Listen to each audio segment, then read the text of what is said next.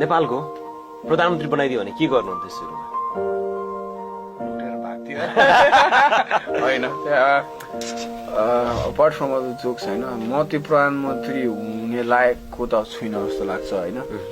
तर भएको भए सायद सानो सानो कुराहरू चेन्ज गर्थ्यो होला, किनभने अब ठुलो कुरा चेन्ज एकैचोटि अब बिल्डिङहरू खडा गरेर अब बत्ती सत्ती ल्याएर भन्दा पनि होइन, सानो सानो मान्छेलाई सजिलो हुने कुरा पोलिसी वाइज, जस्तै एयरपोर्ट गयो एक्जिट कता भनेर गाह्रो छ, एउटा बोर्ड लगाएर राखिदिन्थ्यो होला यतापट्टि एक्जिट हो भनेर होइन। बाटोमा चाहिँ फोहोर फाल्नुलाई यसो बिनहरू राखिदिन्थ्यो होला होइन।